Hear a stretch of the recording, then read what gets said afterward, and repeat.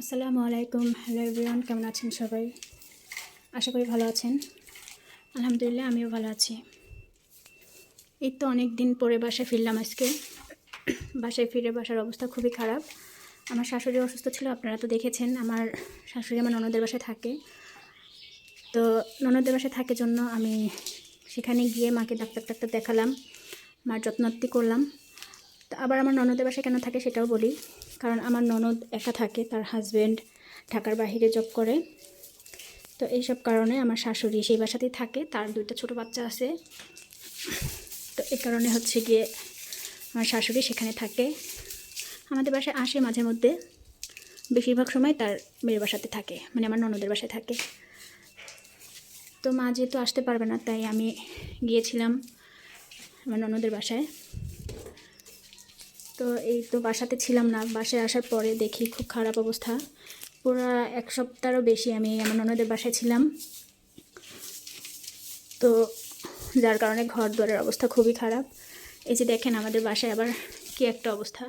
এই যে দেখেন, এগুলো হচ্ছে গিয়ে উই পোকা হচ্ছে গিয়ে বাসা করছে দেয়ালের মধ্যে, সারা দেয়ালে এগুলো হচ্ছে গিয়ে উই পোকার বাসা। তো এগুলো আবার হচ্ছে পরিষ্কার করতে হয়। আমি তো এতদিন বাসায় ছিলাম না জন্য অনেক বেশি পরিমাণে বাসা করে ফেলছে ওরা। যখন বাসাতে থাকা হয় তখন পরিষ্কার করে ফেলা হয়, ঘর যখন ঝাড়ু দিই তখন। তো অনেক দিন বাসাতে না থাকার কারণে এরকম অবস্থা হয়েছে। সারা দেয়ালের মধ্যে কিন্তু এই যে দেখেন, সারা দেয়ালের মধ্যে এরকম দেখতে খুব বিচ্ছিরি দেখা যায়, কিন্তু কিছু করার নাই। মানে এগুলো কিসে যে যাবে তা জানি না। মানে চেষ্টা করছি এগুলো তাড়ানোর জন্য, কিন্তু কোনোভাবেই পারছি না। তো যখন যেরকমভাবে পারি লাঠি দিয়ে হোক আর ঝাড়ু দিয়ে হোক পরিষ্কার করে ফেলি। তো এখন এই যে বাসাতে আসলাম, বাসাতে এসে এখন সব কিছু গুছাচ্ছি। এই বিছানার বেডশিটটা উঠিয়ে ফেলেছি, যেহেতু একটু ঘরটার ঝাড় দিচ্ছি, এজন্য বিছানার বেডশিট উঠিয়ে ফেলেছি। আর এতদিন বাসায় ছিলাম না, বেডশিটটা মানে রাখবো কেমন একটা না নোংরা হয়ে গেছে। তো কত ধুলা বাদলেই তো আমাদের হচ্ছে বিছানার ঘরের ভিতরে ঢোকে। তো এজন্য এটা উঠিয়ে ঘরগুলো ঝেড়ে নিচ্ছি। এই যে দেখেন আমার ঘরের ভিতরে বেডরুমের মধ্যেও এই যে দেখেন সারা ঘর জুড়ে এরকমটা। তো আমি যতটুকু পেরেছি পরিষ্কার করেছি, ঝাড়ু দিয়েও এগুলো আবার পড়তে চায় না, মানে বড় লাঠি দিয়ে তারপরে হচ্ছে এগুলো ফেলতে হয়। তো যতটুকু পেরেছি পরিষ্কার করেছি।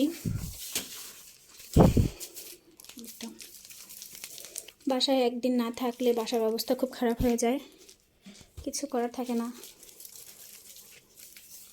আবার আমার শাশুড়িকেও নিয়ে আসতে পারলাম না, মাকে অনেক করে বলেছিলাম আমার সাথে চলেন, কিন্তু মা আসলো না। কারণ আমার বোনের মানে ননদের হাজব্যান্ড সে আবার অসুস্থ হয়েছে, তার হঠাৎ করে গায়ে জ্বর আসলো। তো জ্বরের সাথে সে বাসায় চলে আসছে। এখন মা যদি চলে আসে তার একটু যত্নতি জানি আমার ননদ করবে, তারপরও মা তো ছোটো বাচ্চা আছে দুইটা, তাদেরকেও তো দেখভাল করতে হয়। তো এই জন্য আর মাকে নিয়ে আসলাম না। তো এখন এই যে আমি এখন বিছানাটা বিছিয়ে ফেলবো।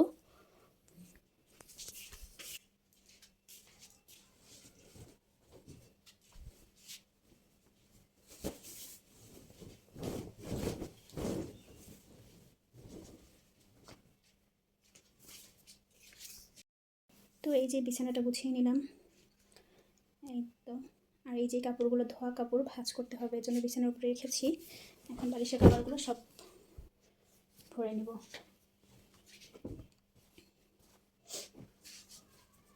আসলে আমাদের জীবনে কাজের আর শেষ নেই, কাজ কখনোই আমাদেরকে ছাড়ে না। কাজ ছাড়া আমাদের জীবন বলতে গেলে মানে কাজ ছাড়া আমাদের জীবন কল্পনাও করা যায় না। আমাদের জীবনে কাজ থাকবেই, এটাই স্বাভাবিক। মেয়ে হয়ে জন্মিয়েছি, বাপের বাড়িতে বসেও কাজ করতে হয়, শ্বশুর বাড়িতে আসলে তো আরও বেশি কাজ করতে হয়। তো এই কাজ কখনোই আমাদের কিছু ছাড়বে না, এটা নিয়ে কষ্ট পেয়েও কোনো লাভ নেই। মৃত্যুর আগ দিন পর্যন্ত আমাদেরকে কাজ করতেই হবে, এটাই স্বাভাবিক। কাজ ছাড়া আমাদের জীবন মোটেও কল্পনা করা যায় না। বাচ্চা কাচ্চার দেখভাল করা, সংসার সামলানো, রান্নাবাড়ি করা, শ্বশুর শাশুড়ির দেখভাল করা, স্বামীর জন্য আলাদাভাবে রান্নাবাড়ি করা, ভালো রান্নাবাড়ি করা, স্বামীর যত্নার্থী করা, সব কিছুই একটা মেয়ের জন্য মানে দরকার আর কি। মানে একটা মেয়ের জন্য করা হয়েছে। একটা মেয়ে যদি এগুলো না করে, সংসার যদি না সামলায়, বাচ্চা কাচ্চি, তারপরে শ্বশুর শাশুড়ি স্বামী সন্তানের যদি কোনো দেখভাল না করে, তাহলে তো একদম সংসারই থাকবে না, তাই না? তাহলে আর সংসার থাকে না। তো যাই হোক, কষ্ট পেয়ে কোনো লাভ নেই। আর এদিকে বিছানাটা গুছানো শেষ। এখন আমি একটু রান্নাঘরে যাব। রান্নাঘরের অবস্থা কি দেখে আসি। রান্নাঘরে যাওয়ার আগে তো আমার আর একটা বেডরুম আছে, সেই বেডরুমটা গুছানো লাগবে। এই যে এই বিছানার বেডশিটটাও চেঞ্জ করব, কারণ এটাও অনেক দিন ধরে বিছানো ছিল, তো এই জন্য এটা চেঞ্জ করে ফেলবো এখন। তো এটা চেঞ্জ করে তারপর আবার আপনাদের সাথে দেখা হচ্ছে। সেই পর্যন্ত আপনারা পুরো ভিডিওটি দেখতে থাকুন। আশা করি আপনাদের ভিডিওটি ভালো লাগবে। আর ভালো লেগে থাকলে অবশ্যই আমার চ্যানেলটি সাবস্ক্রাইব করে আমার সাথেই থাকবেন। তো এই বিছানাটা এখন গুছিয়ে নিচ্ছি। তো এই যে এই রুমের বিছানাটাও গুছিয়ে ফেললাম। এখন রান্নাঘরে যাব, বাবুদের জন্য একটু খাবার বানাবো, কারণ বাবুরা সেই সকালবেলা খেয়েছে, এর মধ্যে আর খাওয়া হয়নি। তো এখন রান্নাঘরে যাব, ওদের জন্য কিছু রান্না করব। এখন বাবুদের খাবারটা বসাবো, কিন্তু তার আগে একটু পানি গরম দিয়ে দিই, কারণ অনেক দিন ওরা হচ্ছে গিয়ে গোসল করতেছে না। ঠান্ডার মধ্যে তো প্রতিদিন গোসল করানো হয় না, আর আমার ননদের বাসার পানি অনেক বেশি পরিমাণে ঠান্ডা, যার কারণে আরও বেশি গোসল করানো হয় নাই। তো এখন একটু গরম পানি দিচ্ছি, ওদেরকে গোসল করিয়ে নেব। গোসল করাবো না, জাস্ট একটু হাত মুখ ধোয়াবো আর একটু মাথাটা ভিজিয়ে দিব, কারণ মাথায় পানি না পড়লে তো শরীর ভালো লাগে না। দেখি, সরো মাম্মা, সরো। টুকি, আমার আবার এই কেটলিটা এখানে দিতে হয়, কারণ আমার রান্নাঘরে সেরকম কিছু নেই, মানে সেরকম কোনো কারেন্টের নেই তার তোর রাখার মতো, তো এই জন্য এই রুমে এই কেটলিটা দিতে হয়। আর এখন বাবুদের জন্য নুডলস বসিয়ে দিই, ওদেরকে ফ্রেশ করানো করে খাওয়াবো। সেই দুপুরে না, মানে দুপুরেই বলতে গেলে, সকালে খাবারটা অনেক লেট করে খাওয়া হয়েছে, যার কারণে ওদের সেরকম ক্ষুধা নেই, কিন্তু খাওয়াতে তো হবেই, বাচ্চা মানুষ। বাচ্চাদের জন্য আর শান্তি নেই, ওদের জন্য কাজ করে একদম আগানো যায় না। কি হয়েছে, কি হয়েছে তোমার? বাবুদের জন্য ঝোল নুডলসটা রান্না করি, ঝোল করে নুডলসটা রান্না করি, কারণ ওরা এটা খুব পছন্দ করে। এটা দেখেন একদম গুঁড়া করে নিয়েছি। ওরা এই নুডলসটা খুব পছন্দ করে, দুজনেই এই নুডলসটা পছন্দ করে, যার কারণে আমি এভাবেই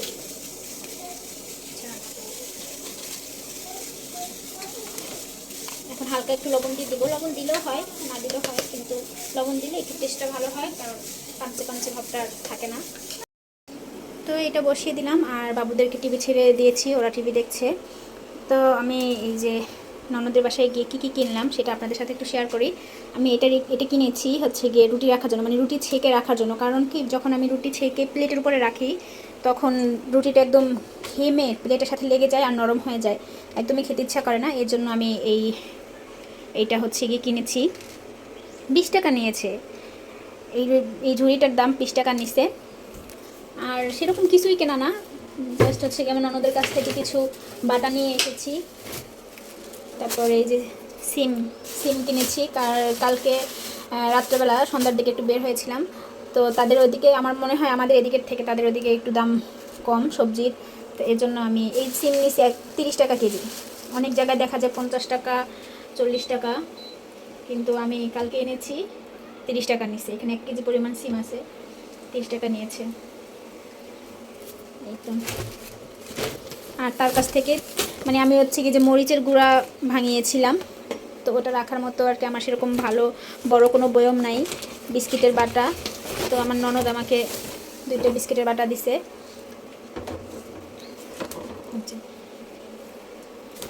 আর একটা আচারের বয়ম নিয়ে আসছি, তার কাছে আমি চেয়েই নিয়ে আসছি, মানে সে আমাকে বলছিল ভাবি তুমি এটা নিয়ে যাও, কারণ তোমার মরিচের গুঁড়া, সে তাকে নিয়ে মরিচের গুঁড়া করা হয়েছিল।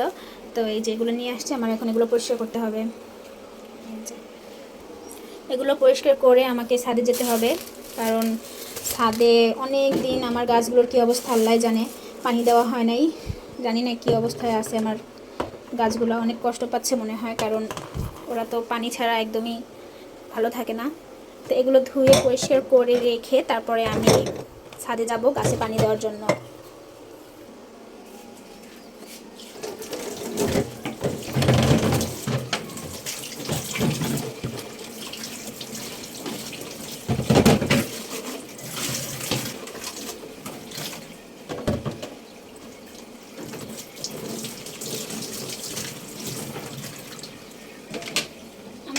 আমাকে আসতেই দিতে চাচ্ছিল না। মানে আমার একটা জায়গায় বেশি দিন থাকলে আমার একদম দম বন্ধ হয়ে আসে। তো দেখলাম যে তো আমার শাশুড়ি মা এখন মোটামুটি আল্লাহর রহমতে সুস্থ, তো এই জন্য আমি চলে আসলাম। আর আসার জন্য মানে আমি কখন যে আসবো, আমার অনেক দিন থাকা হলে একদমই ভালো লাগে না, তাই চলে আসলাম। আর কিন্তু আমার ননদ আসতে দিতে চাচ্ছিল না। সে বলছিল, কারণ আমার শাশুড়িকে কালকেও আবার ডাক্তারের কাছে নিয়ে যেতে হবে। ডাক্তার বলছে যে, ডাক্তার দেখাইছি তো বলছে 3 দিন পরে আবার যাওয়ার জন্য। তো কালকে সেই ডেটটা, কালকে নিয়ে যাওয়ার কথা, কিন্তু আমার একদম ওখানে মন বসছিল না। আর তাছাড়া আমার ননদের হাজব্যান্ড বাসায় এসেছে, এই জন্য আরও বেশি ভালো লাগছিল না। কারণ পুরুষ মানুষ না বাসায় থাকলে হচ্ছে গিয়ে মানে স্বাধীনভাবে থাকা যায় না, বসা যায় না, চলা যায় না, ফেরা যায় না, কথা বলা যায় না, কেমন যেন একটা দম বন্ধ করার একটা অবস্থা হয়, যার কারণে আরও বেশি ভালো লাগছিল না ওখানে। তো আমি তো আমার ননদকে বলে আসলাম, কালকে যদি মাকে ডাক্তারের কাছে নিতে হয় আমি নিয়ে যাব, যদি পারি আমি নিয়ে যাব, আর না পারলে আপনার ভাইকে দিয়ে মাকে ডাক্তারের কাছে পাঠাবো। এটা বলে আমি চলে আসছি। কারণ একটা জায়গায় আমার খারাপ লাগে, মানে একটা জায়গায় বেশি দিন থাকলে, আর এটা তো ঢাকা শহর, ঢাকা শহরে তো আমাদেরকেও আমার বাসাতে থাকলেও আমাকে ঘরের মধ্যে থাকতে হবে, কোথাও বেড়াতে গেলেও আমাকে ঘরের মধ্যে থাকতে হয়।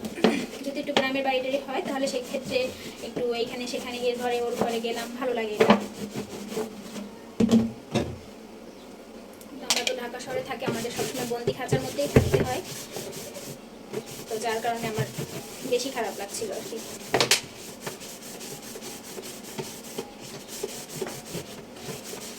এই বয়মটিটা আনাতে আমার জন্য খুব উপকার হয়েছে, কারণ একটার ভিতরে আমি মরিচের গুঁড়া রাখবো, আর একটার ভিতরে আমি যে তুবাকে তো হচ্ছে গিয়ে মাঝে মধ্যে খিচুড়ি রান্না করে খাওয়াই, তো ওই নাজিসের চাল দিয়ে আমি ওকে খিচুড়ি রান্না করে খাওয়াই, তো সেই চালটা আমি এই বয়মে রাখতে পারবো। আর কাঁচের বয়মটা নিয়ে আসছি মানে ভাজা মরিচ রাখার জন্য, কারণ আমি যে বয়মটাতে হচ্ছে ভাজা মরিচ রাখি সেটা একদম নরম হয়ে যায়, মরিচটা বেশিক্ষণ মচমচে থাকে না, যার কারণে আমার ননদ বলে, ভাবে তুমি কাঁচের বয়মটা নিয়ে যাও, আমার তো অনেকগুলো আছে, তুমি এটা নিয়ে যাও, এটাতে মরিচ রাখলে মরিচটা ভালো থাকবে, তো যার কারণে এই জিনিসগুলো নিয়ে আসে। আল্লাহর রহমতে আমাদের ননদ ভাবির সম্পর্ক খুবই ভালো। আর নিজের জন্য বলছি না, নিজে ভাবির জন্য বলছি না, আমার সত্যি কথা বলতে আমার ননদ, তার মন মানসিকতা আমার কাছে ভালো লাগে। আমার 2টা ননদই খুব ভালো, তবে আমাদের কিছু পারিবারিক ঝামেলার কারণে আমার বড় ননদের সাথে আমার সেরকম এখন কথা হয় না, কিন্তু আমার ছোটো ননদের তার বাসাতে আমি যাই, আমার বাসাতে সে আসে।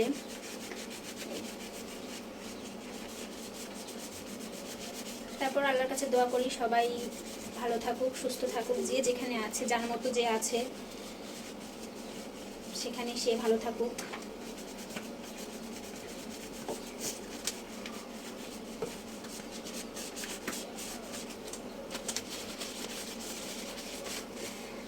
ভালো খারাপ মিশিয়ে মানুষ তো সবসময় যে ভালো থাকবে এমনটাও না, আবার সবসময় যে মানুষ খারাপ থাকে বা খারাপ হয় তাও না। কি হয়েছে? দাঁড়াও, দেখছেন আমি কাজ করে কিভাবে আগাবো, কাজ করি, এর মধ্যে ছেলে এসে ডাকাডাকি করে, মেয়ে এসে ডাকাডাকি।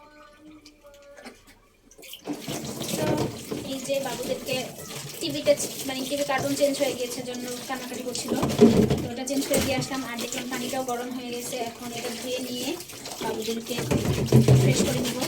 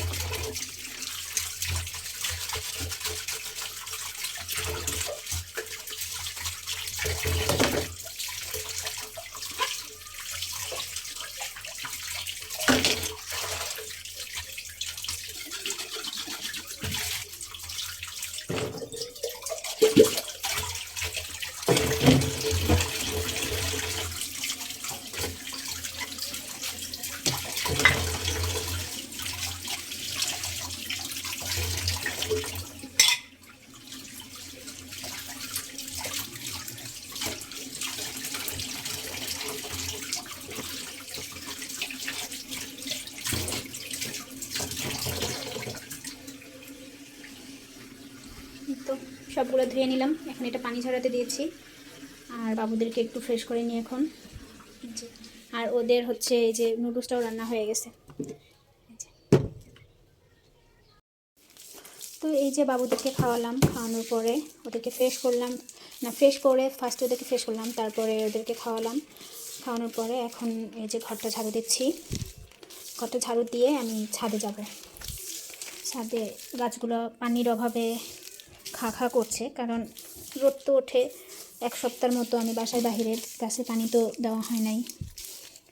জানি না গাছগুলোর কী অবস্থা। আমার মন চাচ্ছে আমি এখনই ছুটে যাই, কারণ আমার গাছগুলোর জন্য আমার খুব কষ্ট হয়। আমি অনেক শখ করে এই গাছগুলো লাগিয়েছি। এগুলো আমার খুব শখের গাছ, ফুল গাছগুলো, তারপরে সবজি গাছগুলো। তো এর মধ্যে কিছু গাছে আবার কাঁচামরিচ এসেছে, কিছু গাছে টমেটো এসেছে। তো যার কারণে ওদেরকে একটু পানি দেওয়া দরকার ছিল, কিন্তু কপাল খারাপ, পানি দেওয়া হয় নাই। বাসায় বাসি থাকলে তো আর কেউ তো পানি দিয়ে দিবে না, তাই না? আমার কাজটা তো আর অন্যজন করে দিবে না, যার কাজ সে তাকেই করতে হয়। এটাই নিয়ম, এটাই নিয়তি, এটাই মেনে নিতে হয়। তো ঘরটা ঝাড়ু দিয়ে নেই, ছাদে গিয়ে আবার আপনাদের সাথে দেখা হবে। তো এই যে আমি ছাদে চলে এসেছি গাছগুলো দেখার জন্য। আমার গাছগুলোর অবস্থা খুবই খারাপ। এই যে আপনারা দেখতেই পাচ্ছেন কীরকমভাবে গাছগুলোর পাতা শুকিয়ে গিয়েছে, এই যে দেখেন। আর মাশাআল্লাহ আমার গাছের ফুলগুলো কিন্তু অনেক বড় হয়ে গিয়েছে। এই যে দেখেন কাঁচামরিচ গাছে কতগুলো কাঁচামরিচ ধরেছে। আমি খুব খুশি আমার গাছে এরকম সবজি হয়েছে, টমেটো গাছে টমেটো হয়েছে, তারপরে কাঁচামরিচ হয়েছে। আর দেখেন মাটিগুলো কীরকম শক্ত হয়ে গিয়েছে, শুকিয়ে একদম মানে খড়খড়া হয়ে গেছে। খুব বেশি খারাপ অবস্থা হয়েছে আমার এই কাঁচামরিচ গাছটার। পাতাগুলো একদম শুকিয়ে পড়ে গেছে অনেকগুলো পাতা, আর অনেকগুলো পাতা হলুদ হয়ে গেছে পানি না পড়ার কারণে। তো কিছুই করার নাই, আসলে আমার মনটা খুবই খারাপ হয়ে গেল এগুলো দেখে, যে গাছের কী অবস্থা। তো এই যে এখানে আবার আমার টমেটো গাছে অনেকগুলো টমেটো ধরেছে, কিন্তু দেখেন পানি না দেওয়ার কারণে এখানের পাতাগুলো হলুদ হয়ে গেছে। এই যে দেখেন মাটিগুলো কত শক্ত হয়ে গেছে, আবার মাটিগুলো শুকিয়ে একদম খড়খড়া হয়ে গেছে। তো এখানে আবার বেগুন গাছে বেগুন ধরছে, একটা বেগুন বড় হয়েছে। আবার এই যে এগুলো বেগুন ধরেছে দুইটা। সবগুলো গাছে মোটামুটি বেগুন ধরেছে, ভালোই বেগুন ধরছে। তো এখন আমি পানি দিচ্ছি, অল্প অল্প করে পানি দিচ্ছি, কারণ পানি সব পড়ে যায়। তো এর জন্য অল্প অল্প করে পানি দিচ্ছি, যাতে ভিতর পর্যন্ত নিচ পর্যন্ত পানি গিয়ে পৌঁছাতে পারে। আমার গাছগুলো দেখে খুবই মন খারাপ হয়েছে যে এটা কি হয়ে গেল।